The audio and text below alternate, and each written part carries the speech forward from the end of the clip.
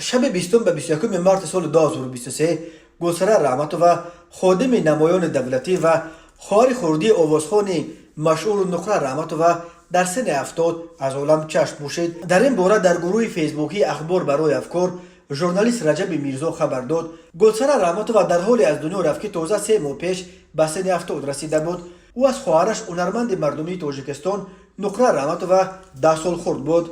گلسره رحمتووا 28 دکبر سال 1952 در دهه 35 نوحه روشن ولایت مختار کوهستان بدخشان به دنیا آمده. سال 1974 شعبه ژورنالیستیک رشته زبان و ادبیات تاجیک دانشگاه دولتی تاجیکستان به نام لنین را ختم کرده است. گلسره رحمتووا برابر ختم دانشگاه به کار کم سمال گذشت.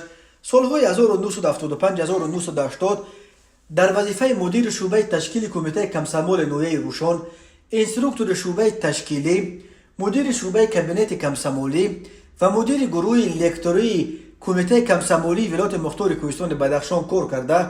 از ماه یولی سال 1980 تا دکبر سال 1982 به حیث اینستروکتور کمیته حزب نوحه روشن و سپس همچون کاتب یکم کمیته کمسمال نوحه روشن کار کرده است. در پایان سال 1982 گلسره رحمتووا کاتب کمیته حزب نوحه قلعه خم تعیین کرده شده. سال 1984 1986 در مکتب عالی حزب شهر تاشکند تحصیل کرد. بعد ختم آن در شعبه تشکیلی و کار با کادرهای کمیته مرکزی حزب کمونیستی تاجیکستان به فعالیت پرداخت.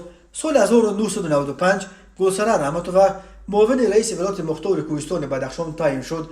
سالهای 2001 اینستروکتور کمیته مرکزی حزب کمونیستی تاجیکستان بود. از ماه می سال 2002 تا ینور سال 2009 در وظیفه سردار شعبه تامینات کادری ریاست خدمت دولتی نزد پرزیدنت تاجیکستان و سال 2009 همچون مدیر بخش کادرها حقوق و کارهای مخصوص مرکز اسلام شناسی بود.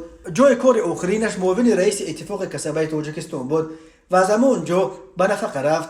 گلسره رحمتووا سال 1998 سزاوار عنوان افتخاری کارمند شایسته تاجیکستان شده، همچنین کارمند شایسته فرهنگ تاجیکستان بود.